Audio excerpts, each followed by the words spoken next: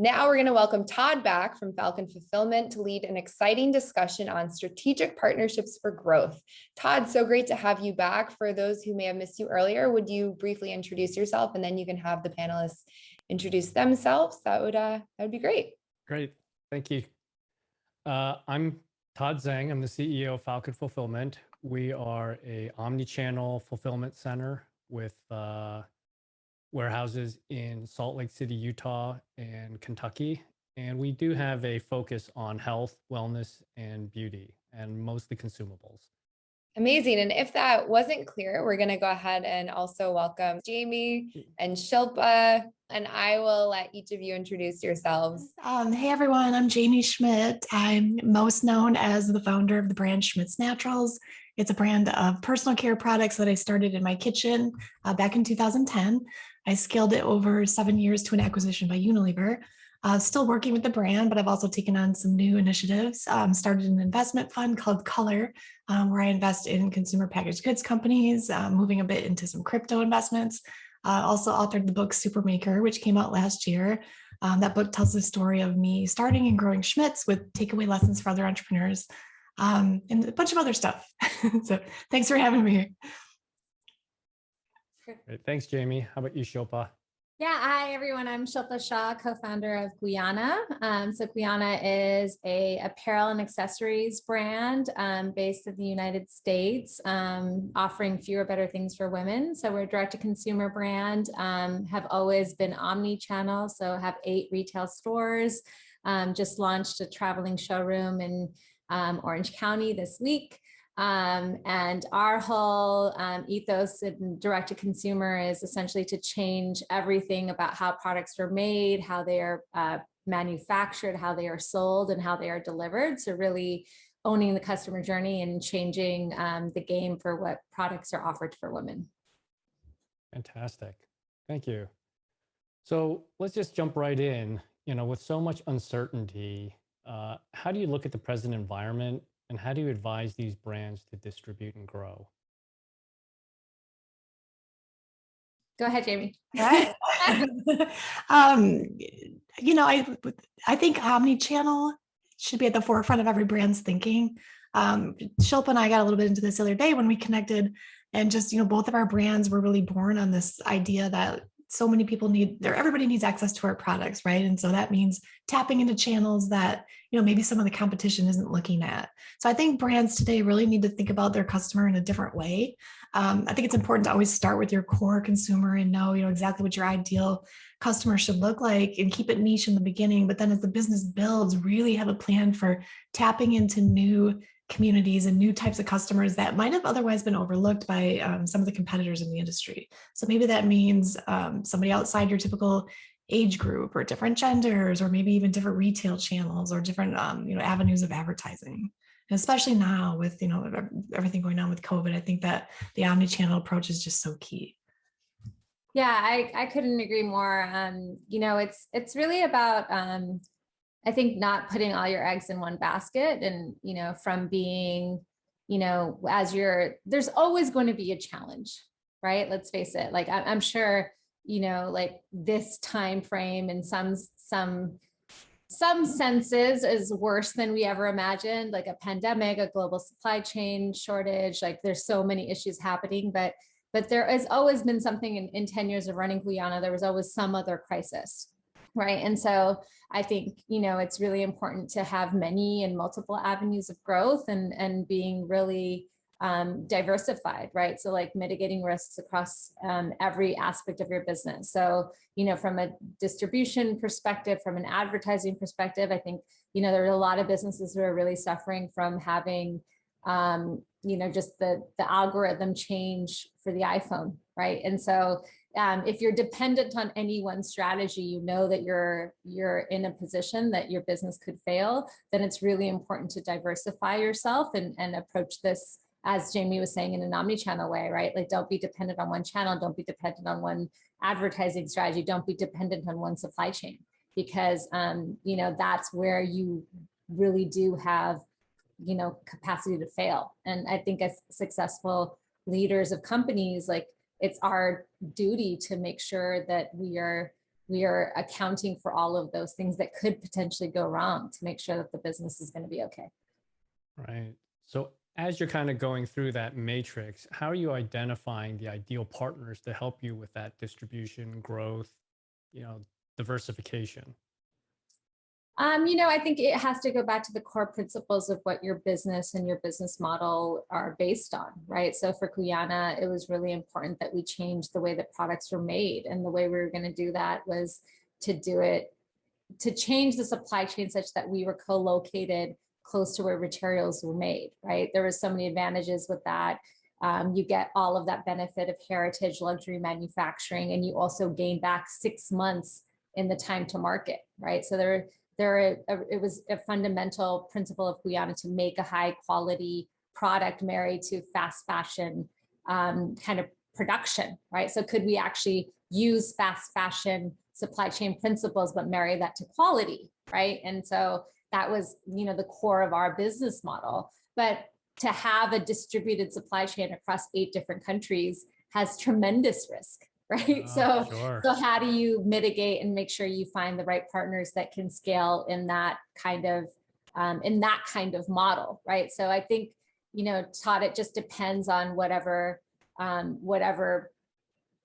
fundamental you're looking at, and then making sure, like for us, that we cross manufacture. So how do we mitigate a risk? Like what if Argentina just shuts down, which actually did happen at one point in our business. That was a big crisis for us, right? Like they were limiting exports from Argentina.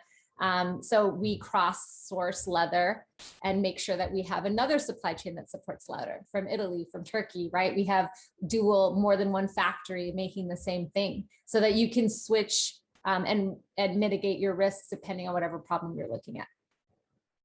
Fantastic. Yeah, I'll second that. The backup suppliers are just so key across, every element of your business. And I learned that the hard way, right? I had found a raw material supplier I was very happy with, and I thought, why look for somebody else? But then there was a tragic incident where our materials were delayed for a couple of weeks, and then we were in a really tough position. And so definitely, as soon as you can, try to form those relationships. And I also encourage people to, when you're looking at partners, try to find people or organizations who are going to get you to think about your business a little differently and maybe challenge you on some of your assumptions.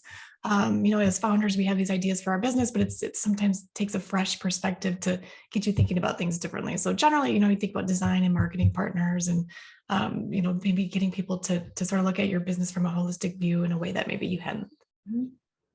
Yeah, I think both of those were kind of like defensive moves as you look at diversifying the operational pieces of the business. Are there any, say, offensive moves that you look at from a growth perspective where you go, oh, wow, that partnership would really move the offense?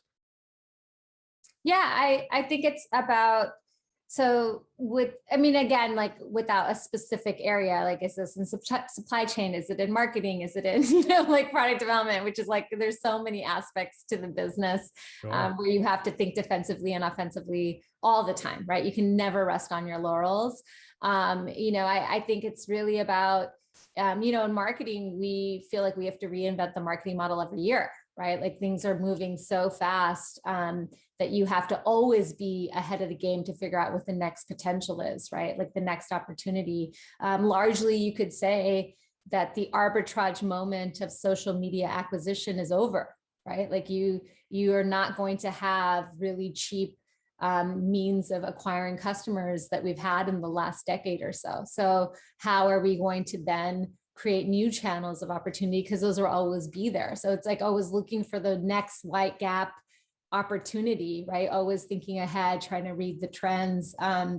There's no exact science to it, right? If somebody had the magic mirror, or like like the magic ball, like please tell me as to like what is going to be the next opportunity. But I think it's about finding and always keeping your customer front and center, and seeing and talking to her, and specifically for us, it's mostly women, but like figuring out what are her needs? How does she want to be serviced?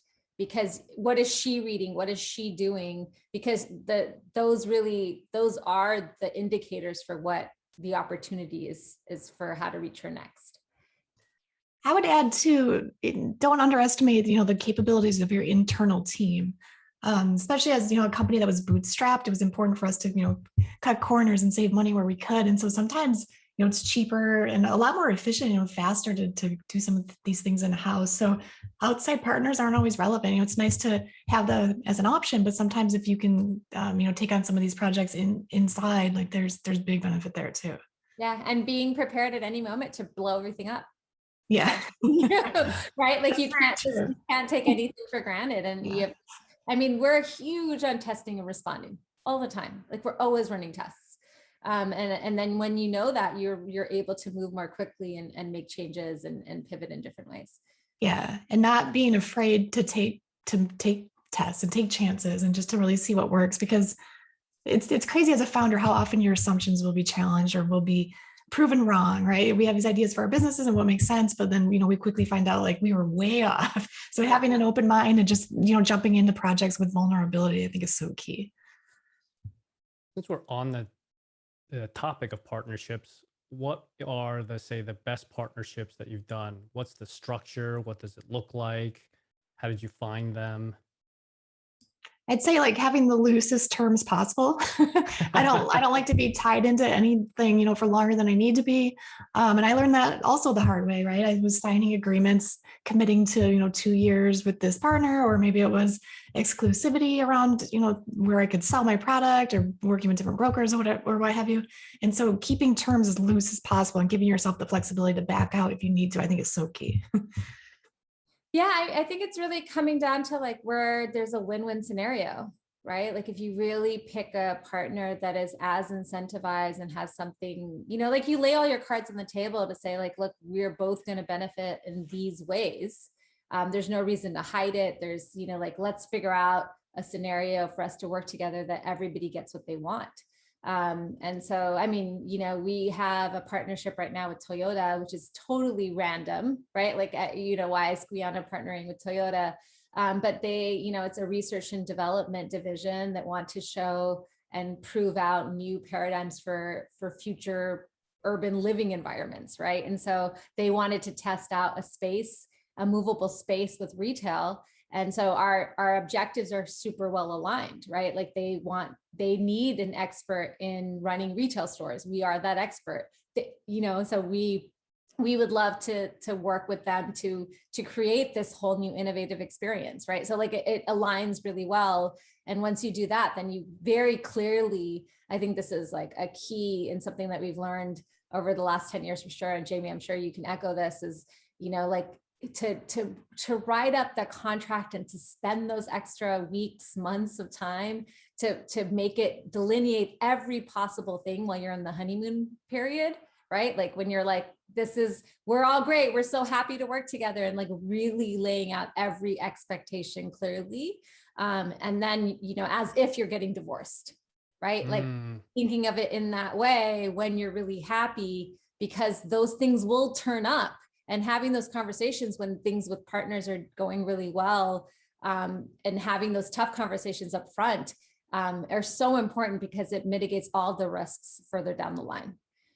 I want to go back to what you said, Shilpa, about your partnership. I love the non-traditional sort of unexpected partnerships. And Schmitz, we are a great example of that too. We partnered with Justin Bieber on this deodorant campaign. He actually created his own deodorant scent. And you at face value, you're like, what does Justin Bieber have to do with this like natural deodorant brand, generally targeted towards women? But it opened up a whole new audience for us. And our overall goal for the company was always to bring as many people into natural deodorants as possible and tap into audiences who otherwise, just weren't interested. So he was just the perfect partner for that sort of thing. It was just exposing more people to a product. And so I think a lot of founders get tripped up on trying to find like the most logical partnership that's like total reflection of their brand and what makes sense. But I encourage people to just, think a little creatively and go outside sort of the box there. So did you use a lot of different influencers for accessing different parts of the market? Or what are your thoughts on using influencers? Yeah, I think there's influencers of all different levels. Like Justin Bieber's probably, the highest level that we use. And we had Megan Rapinoe and Jane Goodall too, some pretty big names. But we also, partner with the more sort of middle level, influencers that aren't as well known, but that really have an audience that's relevant, or that or could be new to us. And so I think it's different levels of partnerships and influencers that are just so key in keeping it diverse. And obviously every influencer you partner with is also a reflection of your brand too. And like that complicates things and makes it a little riskier and scarier too. And so there's a leap of faith every time you sign on with somebody. Shilpa, any commentary there? Yeah, I mean, we've used influencers since day one, before it was really known as a strategy. Like I think it just made sense to go and partner with people who had others that listened to them, right? So we've definitely done that.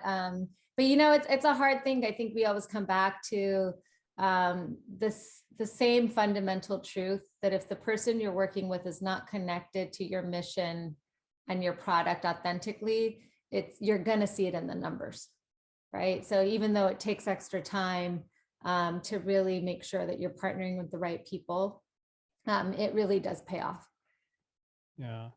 And when you're looking at, success metrics and you're looking at influencers and all those partnerships, how do you measure the investment that you're making? I think there's two different schools of thought that we use. I mean, there's just the direct analysis of ROI, right? Like, is it paying back the money you spent or more, right? Are you getting some other benefit other than revenue, like impressions, follows, those shares, that kind of thing.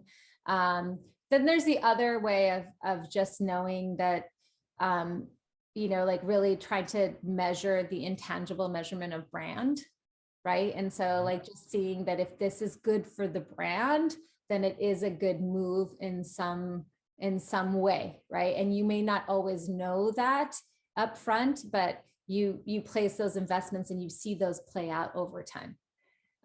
So it's a much more qualitative way of measuring it. And to us, it's really just about, does it make the brand better?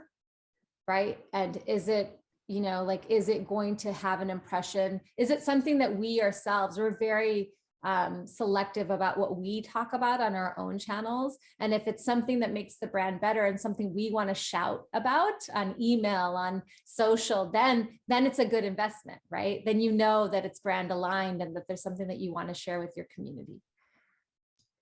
Yeah, you covered it perfectly. I think, there's the measurable ROI and then there's the brand equity, but then also, what kind of ways are you thinking about your brand after the partnership, right? Do you have kind of a refreshed energy around it? Do you have new ways of sort of thinking about the brand and who your potential customer could be? And just, I think that the three of those things are key. I mean, attribution is a big thing. And when you think about measurement, what are maybe the quality measures that you're looking at? When you're looking at the overall brand, are you always looking at the revenue or are you looking at other statistics or measurements? So there's short-term statistics, like I think revenue, impressions, shares, those kinds of things. And then there's long-term quality things that you can look at. It's like, who did you actually reach? Like, did you reach other influencers? Did this open, pathway for you to communicate with other potential partners? Did this level you up in dialogue and communication in some way? Did it unlock a press opportunity? Those kinds of things. Did you acquire a certain caliber of customer that you before didn't have access to, right? Like a more loyal customer, a different kind of demographic, such that you can learn something about how you target, future customers. So there's a lot of different metrics, again, without like a specific, example, it's hard to say, but we're trying to analyze across the board and then try to make some kind of rubric or framework that we can apply in further instances where we choose new partners. Any way that you look at balancing the short-term wins with the long-term wins? I think for us, we are very hyper-focused on we are a sustainable business, and sustainability to us is a word that can be applied to not only our environmental practices, but also how we run a business sustainably, right? Like our goal as Guyana is to sustain, right? To sustain as a company, to sustain our suppliers, to sustain the environment, right? So all of these various things. So to us, it's really important that we're profitable on first sale, right? Because that is a business model that makes sense. So how do you grow that type of model? So even if we might see a long-term benefit from a certain brand partnership or play, we will sacrifice some of that for the short term to make sure that we are able to sustain, right? And have a marketing model that does make sense, right? So that does have those short-term wins along the way. I mean, the best scenarios, which, they have a short-term win and a long-term win, right? That's what we're always looking for, those opportunities. Sure. Jamie? Yeah, I mean, 100% what Shilpa said. I don't, long-term, short-term, it depends where the balance sheet, comes into play too, right? Like, are you spending money now for those immediate gains? Or are you putting in an investment for something that you hope to return in 2 years? And so again, I think it also depends on where your financing is coming from. Like Schmitz was a bootstrap business. And so for us, like a lot of our energy was on the short-term returns, right? We didn't know what 2 years from now looked like. And so it was constantly like, we need to see some immediate proof that the money we're putting in is paying off. But there's also an element of trust and jumping in with a leap of faith that, this effort will benefit us long-term, even though we don't see the immediate rewards right now. Right. Well, I mean, if you ever put in an investment in something that was maybe shorter term, how do you get that partner to execute? Is there anything that you do specifically to get them to meet that ROI that you're looking for? Any tips or tricks? What kind of partner? Let's talk about fulfillment. How about a fulfillment partner? Marketing partner? Marketing. I don't know. Do you have an example of ready to go, Jamie? How about It's a super vague question, but that's a little bit hard to answer. But I mean, if you think about like a fulfillment partner, like they want to be paid, right? And the only way they can get paid is if they deliver product. And so their turnovers have to be fast. Yeah, I don't love the question. I mean, it's a little, it's confusing. Well, did you ever run into a partnership situation where they weren't really quite meeting your expectations? You had defined out the expectations. How do you get them to perform? Is there anything that you did specifically where you got into that tough situation? You said, hey, how do you take that out? I mean, you're running a business, right? So like you have to break relationships that don't work. And it's, being kind and giving people second chances and things, but also like, if this doesn't work, then we can't run our business. And so we've broken up with suppliers and partners before that. Just, for example, we had a label printer who just kept printing our labels at a really low quality. They were missing text. There was just, the coloring was off and things, and it just didn't look right. And they were a longtime partner, but something just, went wrong on their end, and we had to break up that relationship and move on. But I think that just reinforces the point that you need backup suppliers for everything.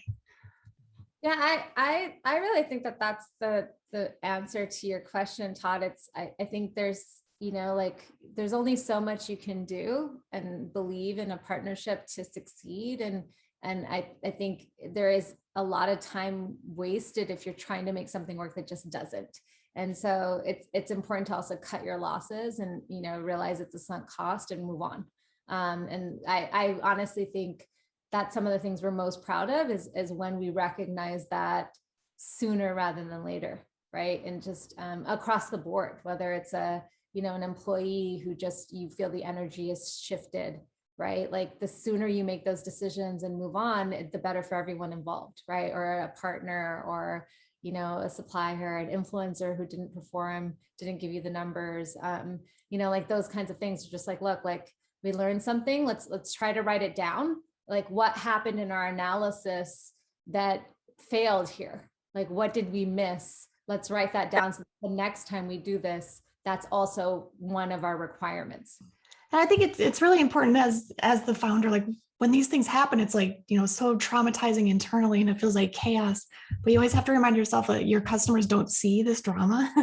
Every day, like as entrepreneurs, there's something going wrong behind the scenes, and it's, it feels like everything's falling apart. But just remind yourself, like, your customers are not seeing it. They're out there, they're happy, they're enjoying your product, and they don't need to know about all the drama that's going down. And so that was really important for me to, maintain a healthy mindset as the business was growing.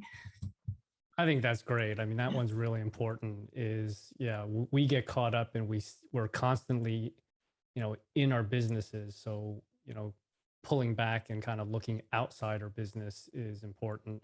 How do you look outside of your business? How do you get that different perspective?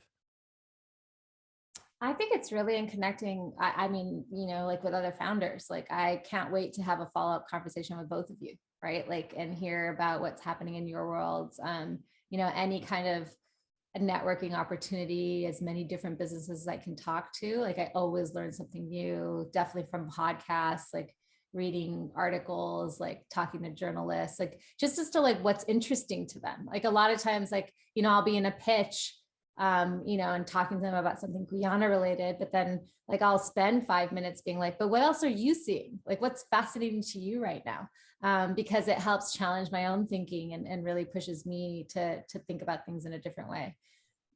Yeah. And just reminding yourself that like your business doesn't totally define you, so it's important to have other interests, even though we have no time, and just to like really build up even our personal brand alongside our businesses. And that was something that, it took me a long time to understand, that was later after the acquisition, like, hey, Jamie Schmidt as a person is like, worth building up and sort of nurturing that as well. And so I think, as founders, that's key, right? Like, put a lot of energy into the business, but you as an individual is also like equally important.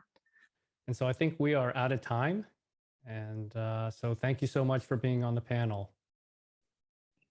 Yes, thank you so much, everyone. I thought that was such a great way to leave it as self-care, and you're also worth investing in. So thank you so much to Todd, Jamie, and Shilpa.